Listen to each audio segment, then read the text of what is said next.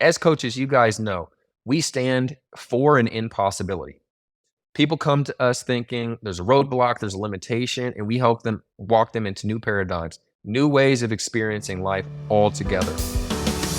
You're listening to the Building a Coaching Culture podcast. If you need to compete and win in the 21st century labor market as an employer of choice, this podcast is for you.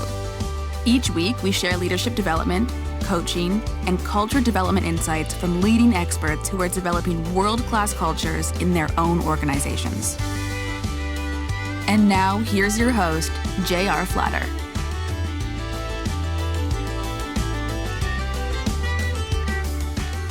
All right, welcome back, everybody. I'm J.R. Flatter, and as always, I'm here with Lucas. Hello.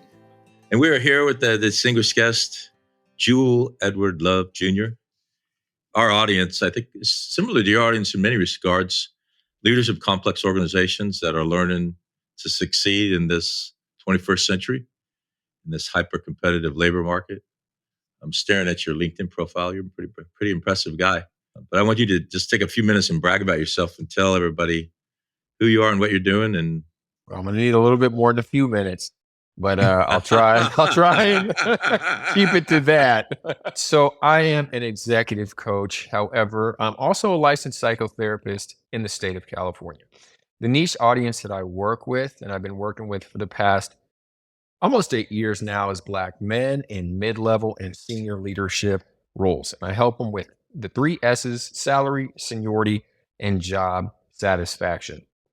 I've led workshops, talks, and trainings at Microsoft, Google, NVIDIA, PayPal, Medtronic, Capital One, Upwork, and a lot of other organizations, specifically helping their African-American employees get the mindset, skill set, and connections that they need to advance.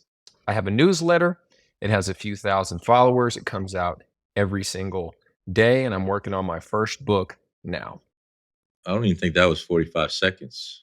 Oh, let me stretch it out a little bit. So in 3rd grade, I won the award, spelling bee twice. And that changed the path of your life. It did. In boys club in the 6th grade, I was the bumper pool champion. There you go, man. We can keep this thing. Now we're getting to the important stuff. That's what really matters. So I live and breathe coaching. I'm a coach like you, and I'm a coach trainer. A lot of our listeners are trying to figure out, what is this coaching thing all about? I give a 3-hour workshop called Learn, See, and Give. Learn about coaching, see it, because I'll coach somebody, and then they coach each other. The first thing you said is, I'm an executive coach. In your world, what does that mean?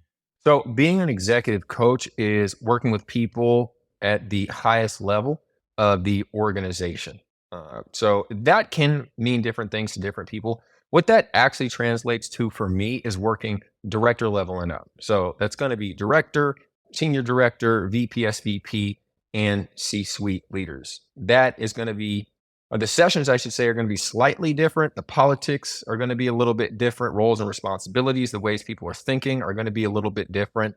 But there's also a lot of similarities in there as well. Being in leadership, senior leadership within the organization.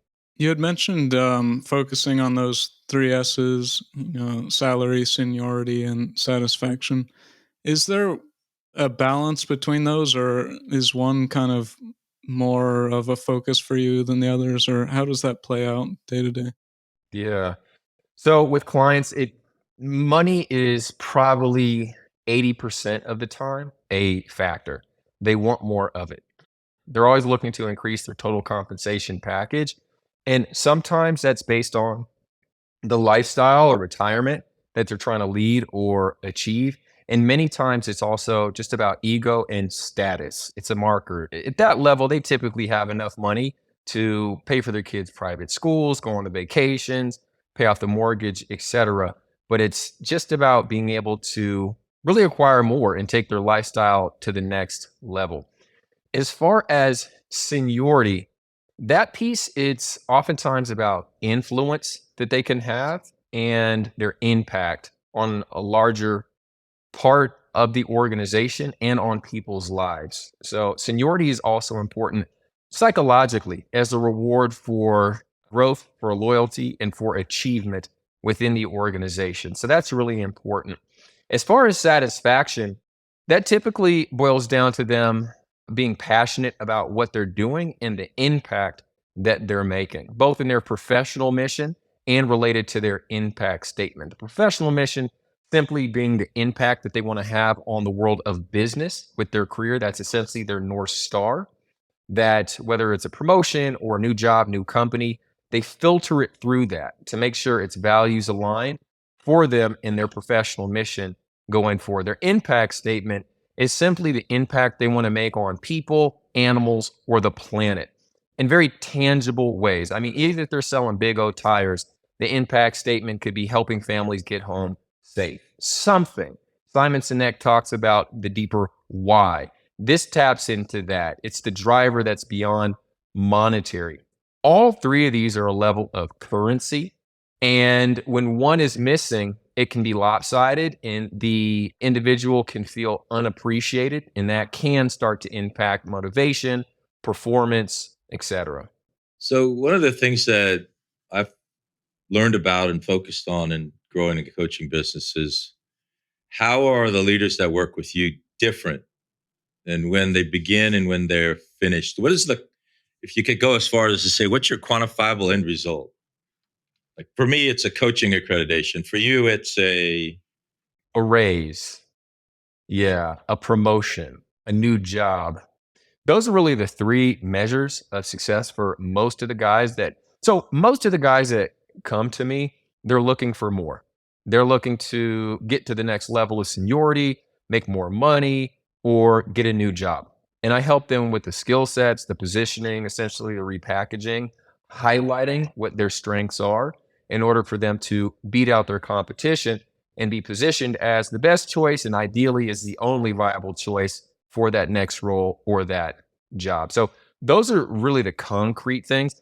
Does that always happen when I'm working with the client? Absolutely not. There's some times where we're working together, they get the skill sets, and then they ride off into the sunset. And sometimes I'll hear back from them and they got something or they're still working on it. Sometimes I don't. But those really are the measures of success in what my clients want to achieve.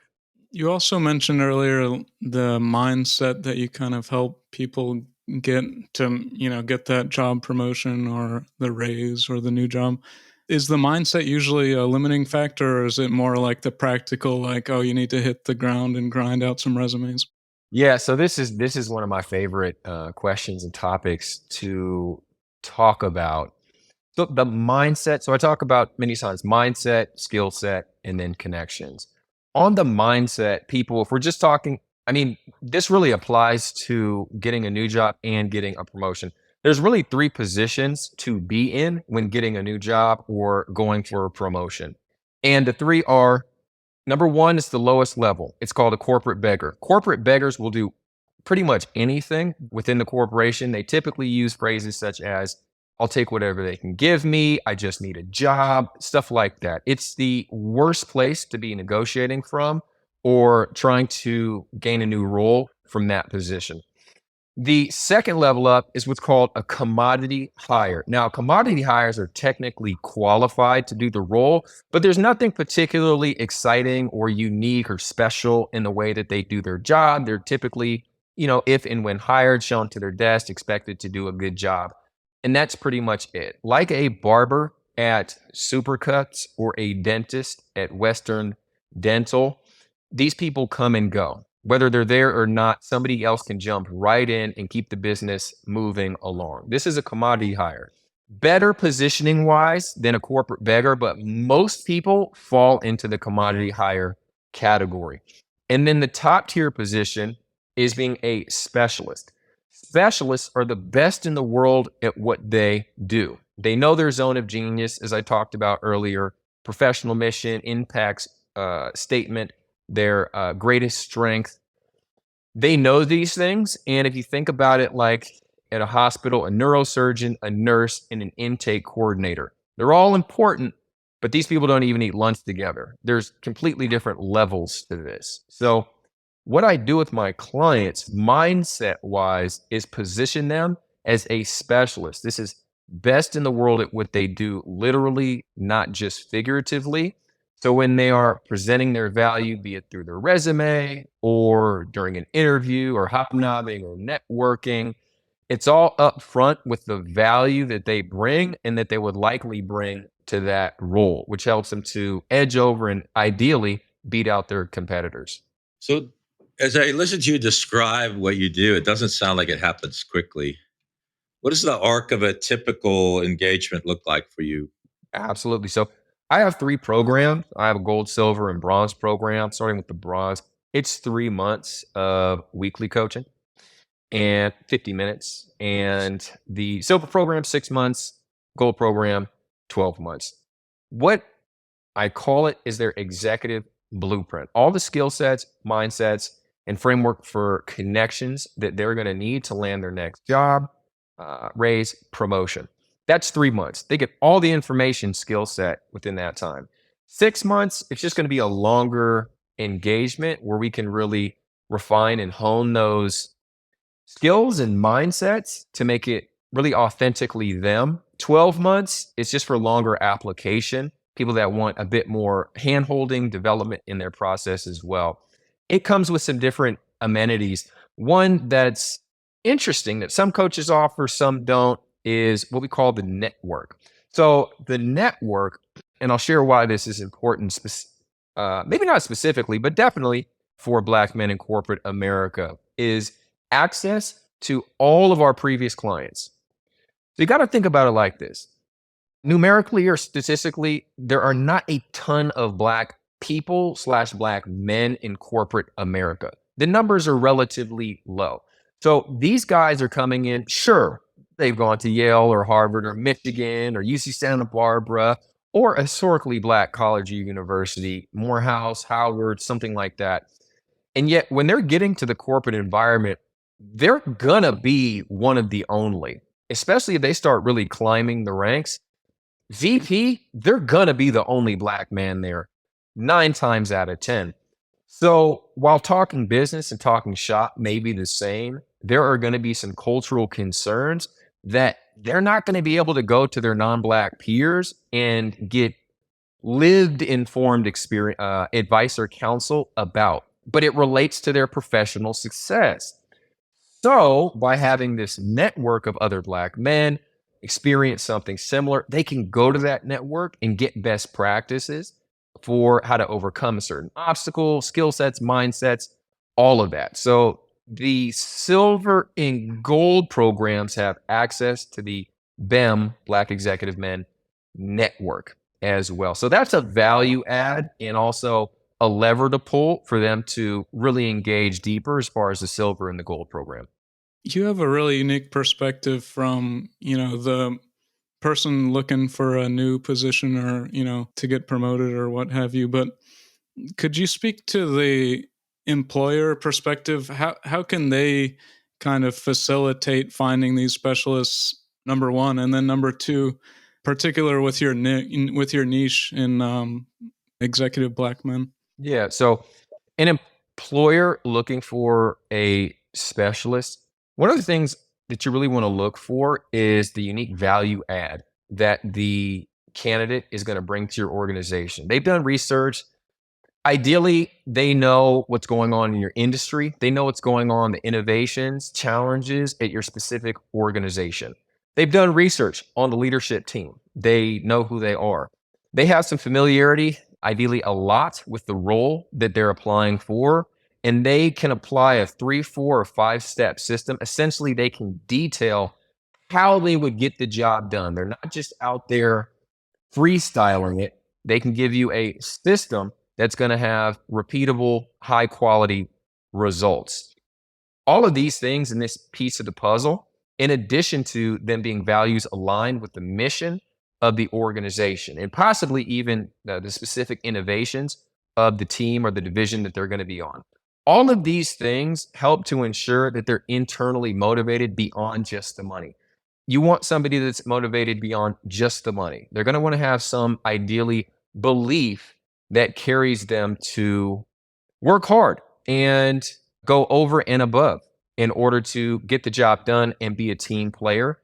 And if that's what you're looking for, which my guess is it is, to rise up in the ranks over some amount of time, to really build that institutional knowledge and be a leader for others that come behind them. So I would say values aligned, good to expert level knowledge on their industry, innovations within your organization. All of this is important. And that their professional mission truly aligns with your organization and ideally the role itself. It's looking for essentially a perfect fit, that they are there not just for any organization within the industry, but your organization, because your organization is it's not the same as any other company. You have specific values, innovations, unique ways of delivering your product or service, and you want somebody that wants to move that way and forward the organization that you specifically have.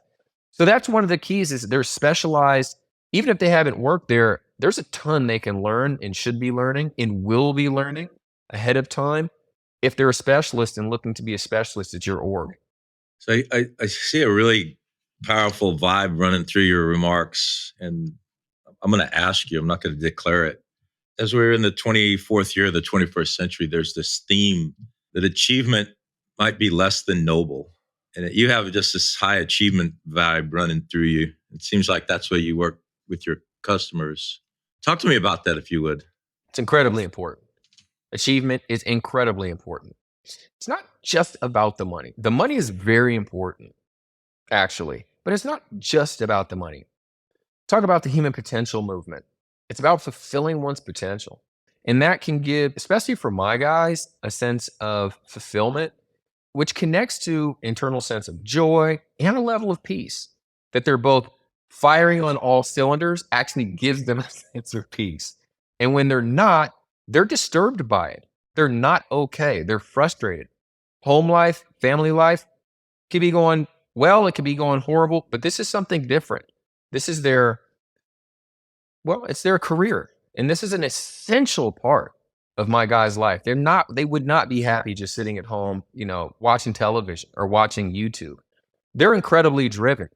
And so what they're looking for is the tools to help unlock more of their potential so they can make more impact and they can win. They're competitive as well. I'm a chess player. I play competitively. And I'm telling you, when your opponent is focused on your queen, but you're focused on their king, and you checkmate, it's just one of the best feelings out there.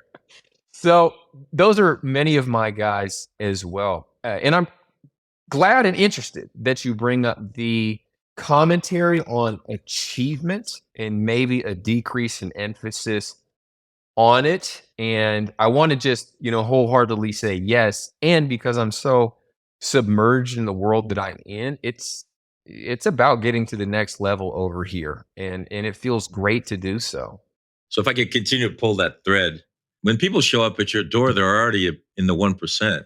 And you talk about incredible drive and sense of achievement. I think that's very noble. And I think you and I, as coaches and mentors, Lucas is a coach as well, need to talk about and communicate. Breakout success requires breakout contribution. Absolutely. So my guys definitely arrive as the 1%, and yet they're not so much competing with other people. There is a competition with other people, sure. It's more about themselves. It's so much more about themselves. So whether they're making $1 million or making $100,000, there's a drive to become more. There's a drive to impact more. It's inside of them. And the reason why I somewhat qualify that is because they're willing to leave their organization. So it's not necessarily like they have to beat out the people at their own company. It's about them being able to advance.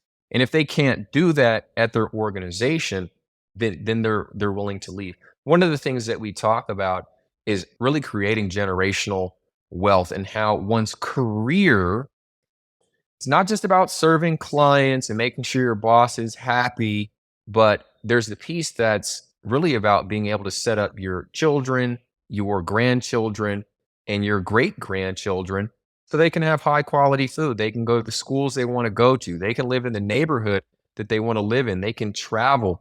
to have those investments in place for them to do so. And so maximizing your career, it's simply a strategy for that. So I don't advise people have a bunch of company loyalty or things of that nature. It's about being competitive, winning on your ultimate goal, which is setting up your family. And if you want to extend it out to your community, so be it, for long term success.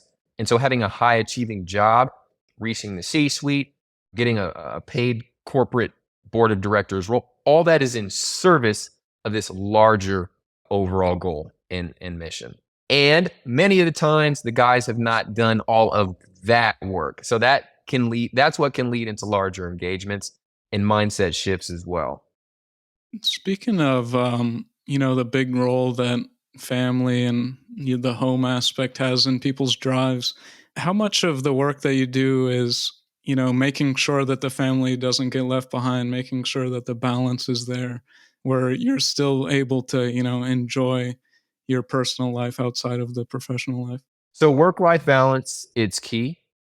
And it's becoming more of a conversation that organizations are having these days, especially since COVID hit and mental health has just become a huge topic. Used to be very taboo, especially in the corporate arena. And now there's just so much more money going into that conversation and talks around well-being. And so ultimately, if a client of mine is able to navigate and balance out their workload, then we work on that at their current organization. And that's got to be a very much a value for them as well. And if they're not able to do it at their current organization and they're leading to burnout or it's costing them on the family home front, then it becomes a conversation around the satisfaction piece, which is finding an organization where they can have all three. As coaches, you guys know, we stand for an impossibility. People come to us thinking there's a roadblock, there's a limitation, and we help them walk them into new paradigms, new ways of experiencing life altogether. So for me, in my mind, that's a very doable thing. Salary, seniority, satisfaction. But for many of my guys, it just seems impossible, or this is how it has to be, or there's no other way. And so I walk them into where they'd like to be. And yet they have to be on board with that. That's a decision that they have to both make and something they need to value. Yeah, I'm smiling because one of the characteristics that we teach, we build houses of leadership with people. And the second to the last session is, I want you to be unreasonable. I want you to introduce new realms of the possible to you and to the people around you. And it comes from George Bernard Shaw, 1901 place, Man and Superman, where there are unreasonable people in the world that they create all the change in the world. And if you're going to change the vector of your life and the vector of your family's life, we think you need to be a little bit unreasonable. So I chuckled when I heard you say that. Love it. Love it. Yeah. And even in that piece, there's really something to be said about that. My style is very direct. I like to say I'm 80% direct and like 20% teddy bear, like I got that. Of course, I've definitely got that emotional literacy. It's huge. It's a very big piece of the puzzle. And yet, I don't know. You tell me it's like personality type or something about that really clarity on how things should be and saying it and bringing people along for that ride. It's essentially a standard, is what I'm observing that's being said. And it's polarizing. And some people hop on board wholeheartedly, and some people they rebel and act out or disagree. And I've noticed in my community, I just tell them very frankly, this is the message here. And if you're not on board with this, there's other messages, and you should go to those communities and get what you're looking for. But this is what's happening here, and people that want to go back and forth, I'll just forward the point. No, I think this would be good for you too. And really have them think about it. And sometimes you'd be surprised at how helpful that can be for some people. Tough love is what I've been accused of. Last name is Love. Alter ego. Even in my world, at my age, I have friends who say, you've had all this success, and what a shame it is you can't enjoy any of it. And I'm like, I don't say it out loud, but I'm like, dude, you don't even know who I am, because this drive comes from within. I love what you said, several minutes ago. It's all about them and their journey. And When we build houses of leadership people, it's their house. We don't judge it. It's theirs. You mentioned burnout a couple minutes ago, and how that can be a potential place where people get, where you're working extremely hard, and also that mindset that, like, where could I possibly go if I'm already working 110%? Can you speak to somebody that might feel that way, and what kind of perspective they might need to have to move forward? Yeah, so two come to mind. I think the probably the most problematic one where burnout comes to mind is not getting rewarded. Most of my guys don't have an issue with hard work. Jim Rohn talked about they want to be on, not off, on. They want Monday to come. They're on vacation sending emails. They live for this. So it's not typically so much a matter of, for my guys, so much of being overworked, it's not seeing the result. It's not getting the pat on the back in terms of actual promotion, in terms of more money. That's it. That's the real thank you. And then there is the satisfaction piece, which is acknowledging the impact that they've had on the organization. It is the thank you pieces of the puzzle. So for guys in those scenarios, yeah, we're looking at, are they positioning themselves in an undervalued or devalued way? And if they switch their positioning, they can be seen as, heard as the next level up, and it just makes sense for them to get that role.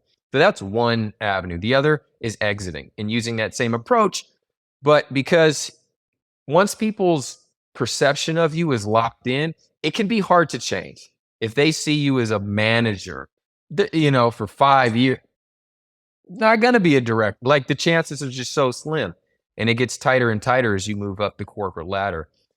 I think the other thing that comes to mind is guys that are in that burnout phase, working a lot and just receiving, just getting all the money, the accolade.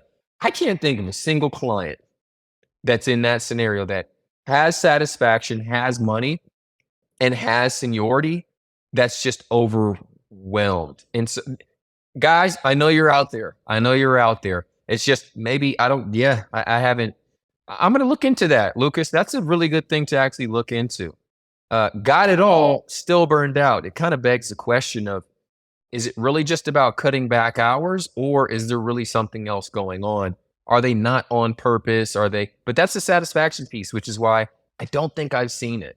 Yeah, and I guess I'm just thinking of, like, maybe somebody is like a Ferrari engine going 60 miles an hour versus like my Toyota Prius, going the same speed. And it's like, some people look, it looks easy to some, and then who knows what's going on behind the scenes. I've actually taken a Toyota Prius over the Grapevine Pass at 110 miles an hour. It'll do it. I can tell you from personal. Now, I broke down in Bakersfield because of that. But that's another story. So you've mentioned generational wealth a couple of times, and there's many kinds of wealth. There's many kinds of capital, and for me, it was generational transformation, and I needed wealth to do that. And you mentioned changing the vector. So I'd like to revisit this idea of the nobility of creating that kind of change in multi-generational change. Sure. So I can speak from experience. My grandfather, World War II veteran, and one of the initial members over at Kaiser Permanente. So I know there's people around the world listening. This is a major hospital group which started out in California and now is in a few states, primarily in the western part of the United States. Really focused on investing and made sure that his children were set up and his grandchildren, me, set up, and great grandchildren set up. So we didn't have to pay for our college education. We had great education, but we didn't get saddled with the debt that so many of my now colleagues have for 20 years that can weigh them down as they're trying to make their career choices moving forward. It had, thankfully, we had the opportunity to get loans for college education. And yet there are real impacts to that, to not having access to capital, to money, to wealth, to make our lives doable and easier, and for our children, our grandchildren, and great grandchildren. I was thinking about this. I just wrote in my newsletter think it was yesterday or the day before.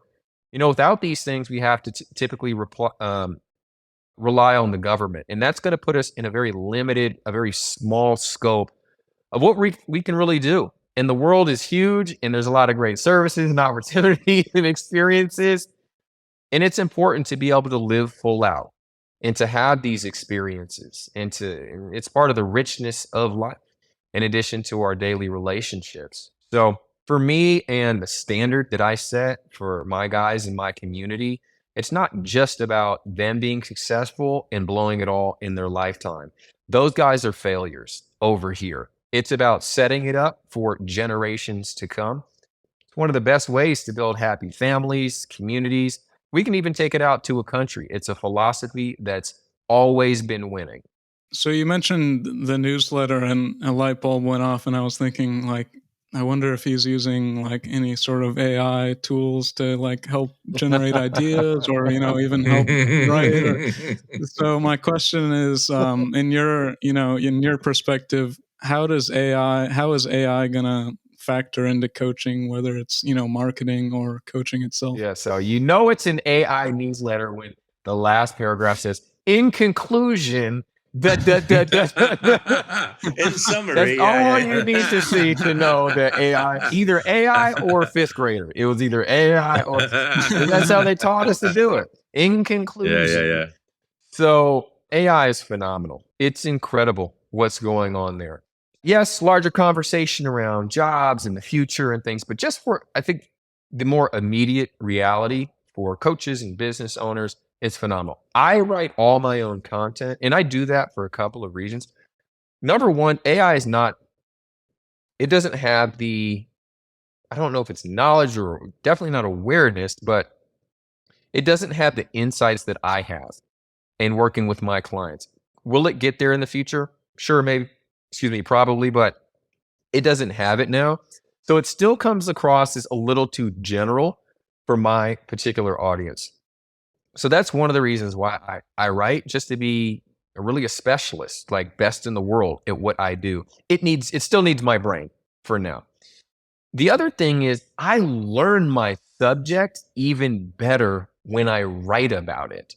So as I'm jotting it down, I'm thinking through it conceptually. I'm thinking through different case studies. I'm thinking through how to apply it, and I create frameworks out of it. So I'll put different ideas together, and now it's the 4 pillars for career success.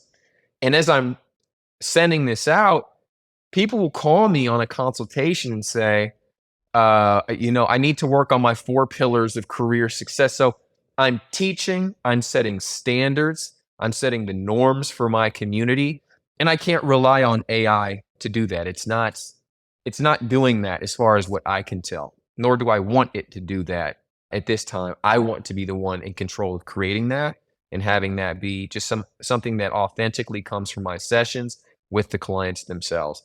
As far as marketing, sure. So there's a bunch of AI technology out right now which can reach out to people in different roles and different backgrounds, demographics, business-wise, and custom and email directly to them. That could be more tailored than just a general email. I'm not using that for right now. It's just not something that I'm using. The way that I'm doing business, it works for me. I don't quite need it yet. LinkedIn, they're somewhat aware of some of these different technologies as well. And so I have used stuff in the past and VAs and stuff like that in the past, and they're really cracking down. So I do a lot of that actually manual myself. I do use ChatGPT. I do use Jasper a lot for, let's say, social media. Let's say I have some content and I want to put the context for it. I'll have them create that. When I'm writing, I will go over to, like Grammarly and make sure that all my grammar is correct, or Writer. There's just a bunch of tools out there that I'm leaning into. I'm a Midjourney guy, so all of the images that I get now, I'm having them created over at Midjourney. I mean, it's phenomenal. The explosion that's happening in AI is it's incredible. And I'm actually in Mexico right now. The business is based in the United States. But as I even walk around this town of Guadalajara, and there are definitely all kind of advanced businesses here, there's a lot of tools that people still aren't using. So those who take advantage of this are going to have, at least in the next probably, 5 years at least are going to have a massive advantage. So I recommend it. Hop on board, find the tools that work for you, but find ways to stay authentic as well, because people are finding ways to sniff out the BS, as they should. Well, I like that you were talking about all the ways that you are distinguished from AI. Like, this is what makes me special, because that actually makes you special versus the competition as well. So it's really good. Well, that concludes this episode of Building a Coaching Culture. I truly hope that this episode was helpful to you. If it was, be sure to follow us wherever you listen to podcasts. Maybe stop and give us a rating or a review, and share this podcast with someone who might find it helpful as well. Thanks again, and we'll see you next time.